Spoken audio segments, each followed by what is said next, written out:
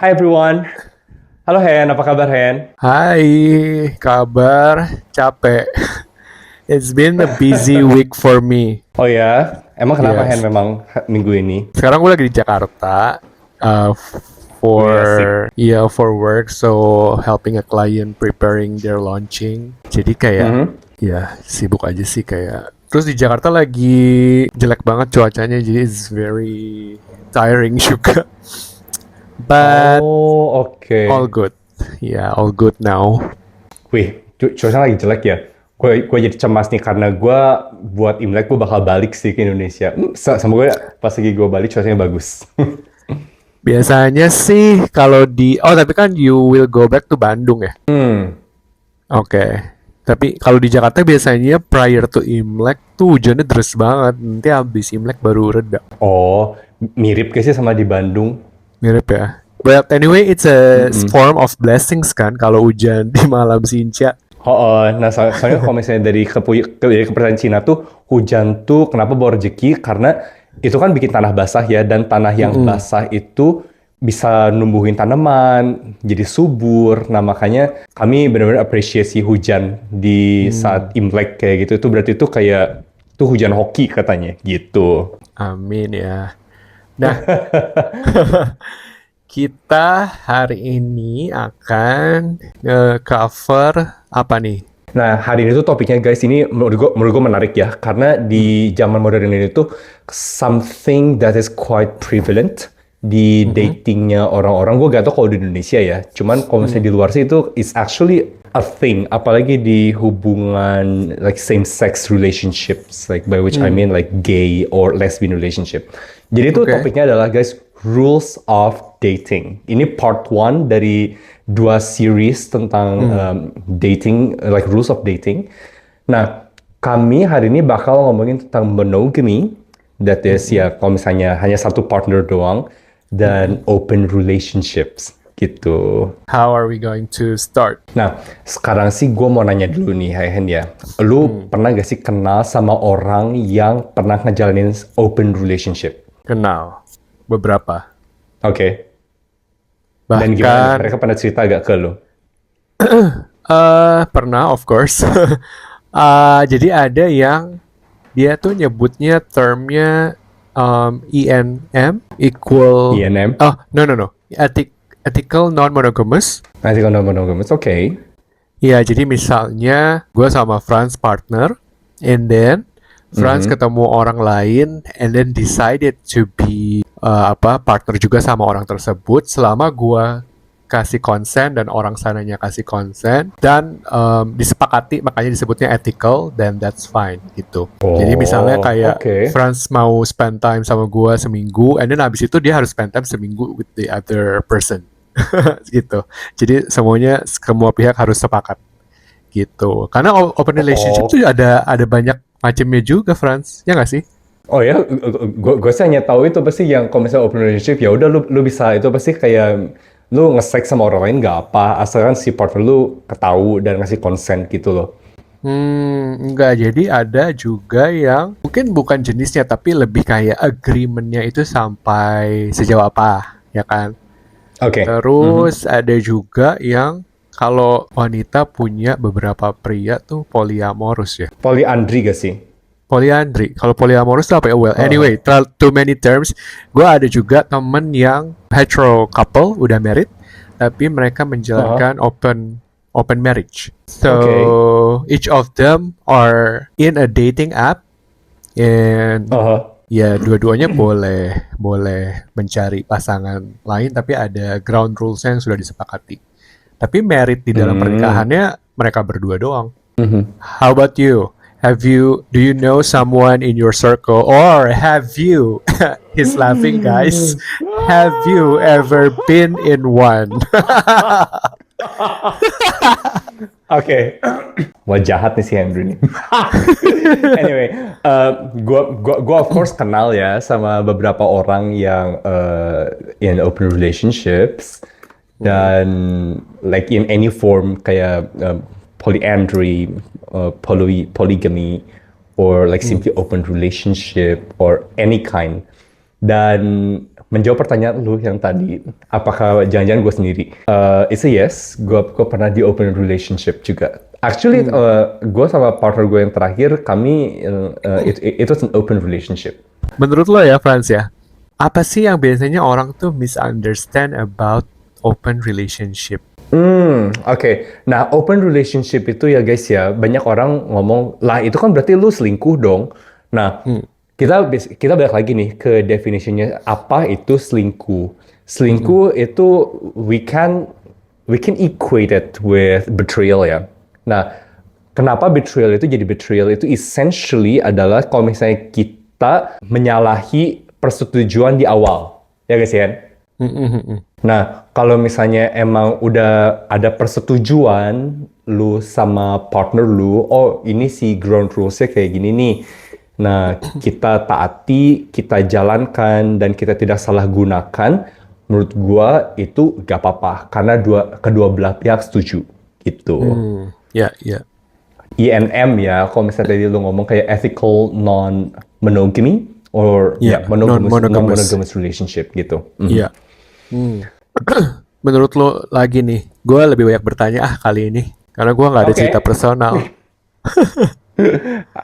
Oke.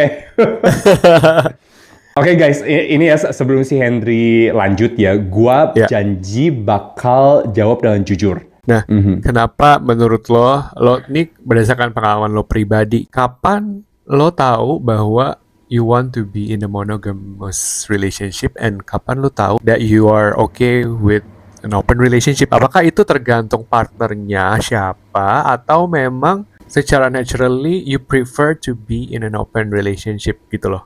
Kayak benchmark or indicatornya seseorang decide to have an open or a non-open or exclusive itu apa gitu? Menurut gua ya, gua pribadi sih, I'm actually okay with both gitu loh. Jadinya this is something that I would confirm and discuss with my partner or potential partner gitu. Karena kan gue single ya sekarang. Nah, sama mantan gue yang sebelum mantan gue yang terakhir ya, si orang ini ngomong dia gak mau open relationship karena buat dia tuh it doesn't make sense. So, okay, respecting his opinion, I was like, it's okay, that's fine. Jadinya kami selama 2,5 tahun, hampir 3 tahun kami barengan, I actually never cheated, and I'm fine with it gitu loh. Of course ya, itu tuh lebih banyak, it was just like heavier workload karena ya lu gak ada siapa-siapa lagi, hanya partner lu aja kan. So there are a lot of problems that we need to solve by ourselves gitu. Nah, kalau yang sama yang terakhir itu juga gue diskusiin, dan pertamanya dia juga kayak what the fuck, like why? Nah, cuman gue jelasin ke dia si aturan mainnya dan juga kenapa gue mau buka si open relationship ini. Karena gue juga tanya nih dia sexual experiences dia gimana, and there are a lot of things that he hasn't tried, for example like threesomes atau orgy atau anything like that. So I was like, you know what, karena lu juga kan masih muda, gue juga masih muda, so I think it's really good if you have experience with those kind of things if you want. Nah, jadinya gue perbolehkan dia, it's okay. You can go ahead, you want to do threesome, you can invite me as well. Lu mau orgy, with or without me, go ahead. Just be safe and always come home. Like come home psychologically dan come home physically gitu loh. I see.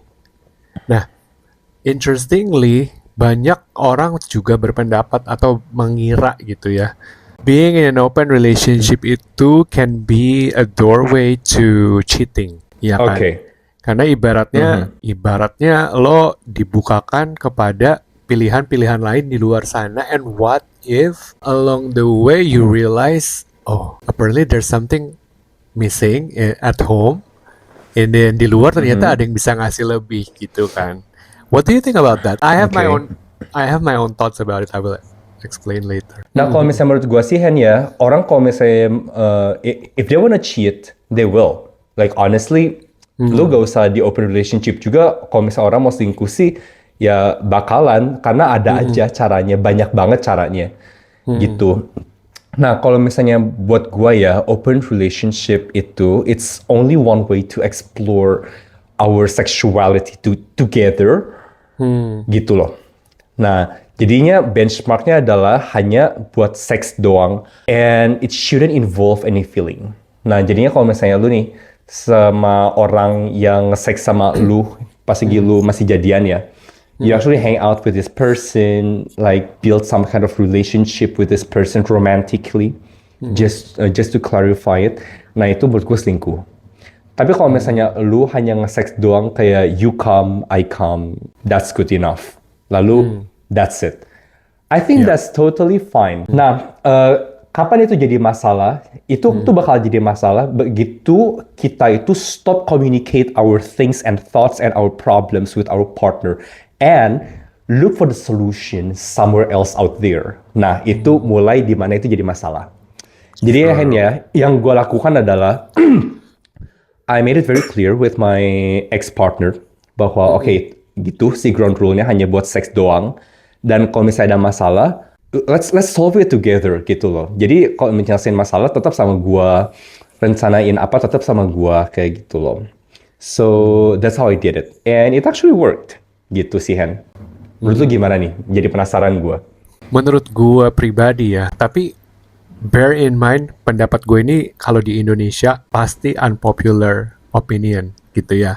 I think it's easier for people to accept your answers, your explanations karena mereka ada, ini gue dari kacamata orang Indonesia ya Frans ya, pasti mereka mikir, kebanyakan orang akan mikir, oh ya Frans kan udah lama nggak di Indonesia, it's very normal for him to think that way gitu loh. Tapi buat gue yang masih quote unquote stuck di negara ini, and then to have this kind of mindset, itu gue udah pasti kayak, anjir si Henry ini liar banget nih pikirannya atau terlalu immoral gitu mungkin ya.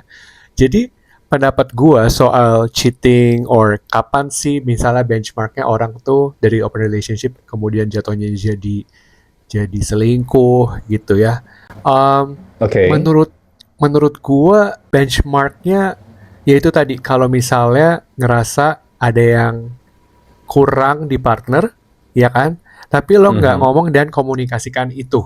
Nah, bener. iya kan? And then lo ketemu orang yang bisa memberikan itu, lo jadi merasa nyaman dan lo selingkuh quote unquote sama orang itu, ya kan? Selingkuh kan juga nggak harus selalu berhubungan dengan seks. Kadang-kadang mungkin lo nggak berhubungan seks sama orang tersebut, tapi you find like emotional safety or emotional comfort in another person, and then lu ngobrol, lu chatting seharian sama orang itu walaupun nggak ketemu, nggak berhubungan badan, that's for me totally cheating gitu. Nah, tapi yang unpopular opinion buat gue adalah menurut gue itu nggak apa-apa lagi gitu, karena gini, gue tuh merasa cinta atau hubungan itu bisa datang dari any kind of encounter. Gitu.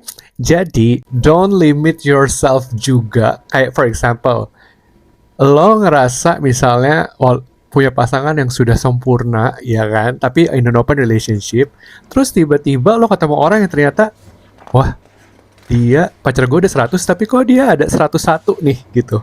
Lebih baik sedikit. Nah, kalau gue tuh kayak, ya udah go explore with the other person, gitu. Jadi, I'm like, gue sendiri masih konflik dengan pikiran gue sendiri sih. Ini gue juga cuman blurt it all out on the floors gitu ya, bahwa don't limit yourself to the encounter that you have gitu in terms of falling in love, karena ada pasangan-pasangan yang berawal dari perselingkuhan gitu ya, tapi jadi nikah selamanya, ngerti nggak sih? Sementara orang tuh selalu berpikir kalau lo mulainya dari perselingkuhan, besar kemungkinannya lo akan diselingkuhi juga atau lo akan menselingkuhi orang tersebut juga. Ngerti nggak sih? Oke. Possible. Iya kan? What do you think about that? About my random thoughts? First of all ya, guys, kita tuh harus benar-benar camkan dan benar-benar ngerti ya bahwa there is no one perfect, that includes us. Jadinya partner kita maupun kita juga sama, we are not definitely we are not 100 gitu loh. No one is 100. Jadi itu selingkuh atau enggak itu tuh benar-benar tergantung dengan pilihan kita. Kenapa gue ngomong seperti itu? Karena apa sih yang bikin partnership itu tahan lama? Kita tuh selalu memilih partner kita, meskipun situasinya gak ideal, gitu loh. Mau apapun itu, kita selalu memaafkan, kita selalu cari jalan keluar bareng, dan jawabannya adalah kita selalu cari di rumah. Nah sekarang gue juga bakal senggol ya topik yang tadi lu ngomong. Jangan menutup kemungkinan untuk explore di luar. I totally agree. Nah, tapi kita juga harus ngerti bahwa banyak sekali bentuk dari cinta kasih di Kristen. Ada beberapa jenis cinta kasih. Mereka pakai bahasa Yunani di itunya ada kasih eros. Itu adalah kasih kayak pasangan gitu loh. Something that is sexually motivated. Love, like this kind of love, like passionate love. Juga ada kasih agape, itu tuh kasih yang tulus, ada kasih sayang orang tua ke anak, ada kasih sayang dari teman, ada juga kasih sayang dari kakak adik atau saudara, kayak gitu loh. Nah, guys, kenapa gue ngomong tidak menutup kemungkinan? Karena kita itu bisa aja kayak we have affection for someone, and it doesn't have to be sexual. Yang tadi lu ngomong tadi gitu loh, Hen, kayak it doesn't have to be sexual, but you can actually love the person. Why not? Gue juga setuju itu. Nah, tapi itu banyak orang ya, mungkin belum mengerti nih. Ada banyak jenis cinta kasih dan mereka tuh jadinya kayak they confuse it with romantic love. Padahal tuh sebenarnya banyak banget jenis cinta. I'll give you example, okay? Gue punya terapis. And you know what? I think he's such a great listener, honestly. Great listener, and then juga dia jelasin banyak hal ke gua. And we actually admire each other, we cherish each other, gitu loh. If you ask me, do you love him? I can say, yeah, I love him as my therapist, as my friend. Gue juga punya beberapa sahabat baik di sini. For example, my bestie ever, Farah. Kalau misalnya lu tanya ke gue, do you love her? Yes, I really love her. But do I have sex with her? Definitely no. Yeah. Oh my God, that would be. That's nasty. Okay, like let's get rid of that thought. Okay. Nah, jadi guys ya, gua harap kalian bisa ngerti penjelasan gua. Jadi do not always think that love is just one thing. Love has many sides, gitu loh. Jadi menurut gue ya, lo explore keluar, that's okay. But then you will always have to choose your partner as your partner. Jadi kalau misalnya kalian punya masalah sama partner kalian, always go home, talk to him, talk to her, talk to them, solve the problem. Because at the end of the day, that person is your partner. So you choose him or her. Balik lagi ke open relationship. Again, itu benar-benar tergantung dari ground rules-nya apa yang udah kalian setujui. Gitu loh. So I don't think what you explained to me just now was a form of cheating. I don't think so. I see. Yeah. Itu jadi gateway to cheating kalau misalnya kalian melihat si orang yang di luar hubungan kalian ini dengan lensa yang berbeda, dengan lensa romantik, that you actually want to be with him or her or with them as your partner. Now that is cheating. Let's just agree on that way, gitu loh. Itu sih penjelasan gue, Hen. Yeah. That's so good. And I totally agree juga with everything that Franz said just now, gitu kan. Nah, ngomongin soal cheating nih ya. Anyway, sebelum kita lanjut soal cheating, soal si open relationships, is there any question or anything lagi that you want to discuss here? Gua rasa sih enggak sih, dari diskusi kita tadi gua rasa sih udah jelas banget ya si apa sih sebenarnya itu open relationship, benchmarknya apa, lalu kriterianya apa untuk jadi enggak cheating gitu. I think that was really well explained. I think kalau soal si open relationship ya, core-nya itu balik-baliknya selalu sama dengan topik yang sudah pernah kita bahas di hampir setiap episode, adalah lo harus tahu sendiri lo itu siapa dan apa preference lo. Okay. Jadi you have to know yourself. So when you are in a relationship, you can ngomongin di depan gitu, kayak for your partner yang non monogamous, dia bilang bahwa for him it doesn't make sense, and you can accept that. ya kan? Mhm, mhm. And win-win solution gitu. You don't mind to be in an exclusive relationship with him. Tapi if di momen itu you said that nggak bisa, for me open relationship is what I think will work best. Ya nggak apa-apa juga gitu. Berarti ya emang kalian secara love compatibility-nya nggak match aja gitu kan gitu. So Correct. baliknya adalah ya lo kenali dulu diri lo sendiri, apa sih yang lo suka gitu kan, lalu komunikasikan dengan pasangan gitu. Betul, dan juga ini important sih, gue nambahin aja Hen ya dari statement lu tadi.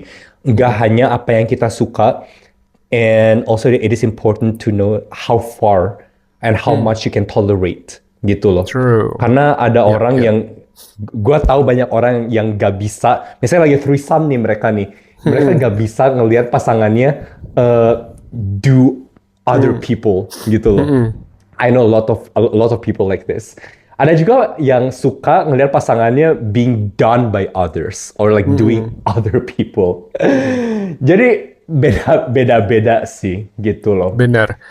Dan kita juga nggak bisa ini ya Franz, kita juga nggak bisa menstereotype bahwa open relationship itu identik untuk pasangan gay dan Oh my God, dan monogamous. a lot of hetero people who Exactly, does this. exactly. So I think I want to use this platform juga to like educate people bahwa stop stereotyping things gitu, karena ada teman-teman gue yang gay tapi mereka very into exclusive relationship, not yang monogamous gitu. They value the same values that most hetero couple probably do gitu. Jadi jangan stereotip bahwa lo homo lo pasti suka open relationship ya gitu. Enggak guys, please jangan kayak gitu Enggak ya. mikirnya. Ya gitu sih, karena ada juga orang yang kayak tadi gue bilang kan, ada teman gue yang hetero marriage dan they are in an open marriage gitu, and they are, bahkan mereka don't mind to explore with same sex gitu for the open marriage agreements gitu. True. So orang Ini ya tuh guys ya. apa? Sorry Hen. Ini mumpung si topiknya masih di sana ya, ini guys, I would like to debunk that with historical example. Nih ya, kaisar Cina zaman dulu punya istri banyak, malah kadang-kadang di sejarah tuh ada yang sampai ribuan atau yang Anjrit. ratusan atau ya puluhan kayak gitu istrinya, selir-selirnya di haremnya dia. Yeah. If you think about that ya, dari modern perspective, it's actually an open relationship. True. Oke. Dan juga di sejarah nih ada permaisuri Rusia, Catherine the Great. She had many lovers. If you think about that, that's actually an open relationship. Jadi guys, dan contoh-contoh yang gue kasih kalian tuh is actually straight couple, like hetero couple, men to women, and vice versa. There you go. They were not gay, right? Yeah. And they are not gays. So nggak hanya gay doang, guys. Gitu. Betul. Jadi bear in mind, orang itu ada di dalam spektrum personality yang sangat amat luas gitu. Just because kita sama-sama hetero, kita sama-sama homosexual, and then we will value or have the same preference towards things gitu, enggak gitu. Like makanan gitu, kalian bisa sama-sama cewek, sama-sama cowok, sama-sama hetero, sama-sama homoseksual, tapi yang satu suka makan pedas, satu nggak suka makan pedas. That as simple as that. Then you cannot force your way, your point of view, your way of thinking to the other person. That will be disaster, guys. Gitu. So yeah. Exactly, gitu. Nah, Yeah. jadinya guys ya, kayak relating to that, kalau misalnya partner kalian bener gak mau nih, misalnya gue gak mau open atau enggak, misalnya gue gak mau close kayak gitu, I hope you guys can discuss this dan jangan dipaksa. Jangan misalnya mentang-mentang nih kalian misalnya gay couple nih, gay couple yang lain juga open, kenapa kita nggak open? Ya kan beda, mas bro, gak boleh kayak gitu. Bener. Kadang-kadang ada juga loh yang kayak misalnya gay, and then karena secara cultural mereka taunya gay is bisa open relationship gitu. Padahal dia sendiri tuh sebenarnya nggak bisa open relationship, paham gak sih? Jadi dia suffered gitu loh. Dia mencoba lalu dia suffered kayak just because he wants to feel belong or feel accepted by the society. Ya kan core-nya masalahnya sama ya. Jadi lu harus kenal dulu lo itu sukanya apa. Jangan karena society lu, Bener. circle lo sukanya apa, and then lu juga kayak oh ya udah gue sama ikut-ikutan gitu. Itu sih yang paling penting sebenarnya ya. Iya, nah itu bener guys. Jadinya jangan sampai didikte sama society kalian gitu. Benar. You actually really need to know lu preference-nya apa yang bisa lu tolerir, dan juga apa yang bisa lu diskusikan dengan pasangan kalian gitu. Dan juga selalu ingat untuk diskusiin sama pasangan kalian. Diskusi jangan sama orang di luar guys, karena pada at the end of the day, they're your partners, bukan Betul. orang lain gitu. Betul. It's a form of Nah. respect, form of love, honestly. Gitu. Yes. Betul. Nah, let's jump into the cheating topic ya tadi. Menurut lo ya, mana yang lebih damaging, emotional cheating or physical cheating? Menurut gue Hen ya, it really depends on how you actually frame the physical cheating or the emotional cheating. Jadi gini nih, gue jelasin ya, karena I think people will be like, what? banyak yang mikir physical cheating is more painful than emotional cheating. Not necessarily. Karena apa? Tergantung kita tuh pakai si physical activity ini, like okay, you know what? Let's just make it easy. Sex, okay? Ya. Sex can be an expression of passion, can be an expression of affection, can be just an expression of the physical activity itself. Kayak tadi gue ngomong, gua cerot, dia cerot, good enough. Okay. Sorry ya guys ya, itu just to be very clear. Yeah. Ada juga yang mikir kalau misalnya physical activity itu, oh gue cinta sama orang ini, therefore I wanna give my body to this person. It's like an exchange of emotion, exchange of affection. Ya. Okay? Nah, bedakan. Jadi tergantung kalian ngeliatnya seperti apa. Now, to psychological or emotional cheating ya.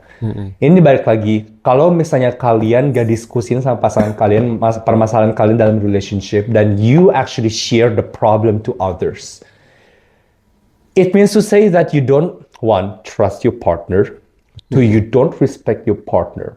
Karena berarti kalian tuh underestimate pasangan kalian. Oh, you know what? I don't think they can handle this. Makanya kalian cari orang yang lebih capable di luaran sana untuk mendiskusikan perasaan kalian, dan over time affection grows because like the respect just diminishes with your partner and increases with the person out there. Dua-duanya sakit guys, gitu sih. Jadi kalau misalnya lu nanya gue mana yang lebih sakit, it really depends on how you frame it, gitu. Oke, agree on that. Nah, gue ada pemikiran or bahan diskusi lagi nih, mungkin terakhir ya. Wait, mana ya tadi contekan gue? Oh, nih ya. Kita manusia itu kan ada kecenderungan evolve, iya kan? Kan proses mengenali diri sendiri itu adalah ya sebuah proses, ya kan? Misalnya, kita hari ini tahu kita nggak suka makan sambal. Tapi bisa jadi besok kita menemukan hal baru lagi bahwa, oh ternyata selain gak suka makan sambal, gua juga gak suka makan ikan. Ya kan? And then seminggu lagi kita bisa mengetahui lagi something new about ourselves, that oh ternyata gua gak suka sama sekali makan sayur gitu. Ini baru konteks makanan doang guys. We can evolve setiap hari, setiap minggu, setiap bulan, setiap tahun gitu kan. Bagaimana dengan life point of view of life, values dalam hidup, of course bisa berubah dan evolve, and that's totally okay. Tapi apakah dengan teori ini, apakah menurut lo ya, apakah berarti sebaiknya yang namanya relationship itu dievaluasi agreement-nya secara periodically? That's true, of course that is very important gitu loh guys. Iya kan? Karena sebagai orang kan kita tumbuh ya dengan exposure dari social media, exposure to others, lalu increasing wisdom like year by year, moment by moment. Kayak misalnya nih, guys ya, gua kasih contoh nih. Setelah kalian dengar podcast ini, setelah kalian nonton video ini, you will have like new thoughts, new perspective. Yes. Lalu ini kayak gua sama lo nih ya, Hen ya. Kita kan lagi ngobrol nih sekarang lagi diskusi mengenai open relationship ini. Setelah kita matiin kamera kita nih, kita of course we will have new perspective. True. Yeah. This is what you call growth. Nah, makanya yang tadi lo ngomong tuh penting. Menurut gue itu penting banget malah. Like you need to always review the relationship with your partner. Karena setiap satu kita berubah. Metode kita di relationship berubah. Perspektif kita berubah. So therefore it is very important. You need to do it actually. And you have to do it. Ya, I think it's essentials ya. Cuman dari sekian banyak teman gue yang sudah berpasangan, gue jujur baru menemukan satu pasangan yang melakukan itu. Jadi mereka setiap bulan mereka ada monthly check-in kayak mengupdate, oh what's the win about apa sih hal-hal yang kita bisa improve dari sebulan kemarin. Gitu, ngerti nggak sih? Jadi very ibaratnya professional in a way, tapi for me that's kind of like that's essential, man. Seandainya semua orang bisa terapin itu, mungkin the relationship itself bisa evolve gitu kan. Tapi Definitely. tapi memang ada risknya, ada risikonya. Kenapa orang tidak berani facing or mungkin doing the reevaluation secara berkala? Karena mungkin bisa aja orang akan realize, oh no, we're actually growing apart. Ternyata si pasangan gua evolve-nya ke arah kiri, gua evolve-nya ke arah kanan. What should we do? Iya kan? Ada risk itu loh gitu. Nah, tapi kalau gue pribadi, I don't mind with that risk. Karena buat gue kalau dua-duanya orang dewasa, itu semua bisa dikomunikasikan. Dan orang dewasa itu seharusnya tidak ngejudge pilihan orang dewasa lainnya gitu. But what's your take on that? Ini ya guys ya. Kalau misalnya kalian takut menghadapi growth-nya pasangan kalian, mendingan kalian putus deh. Yes.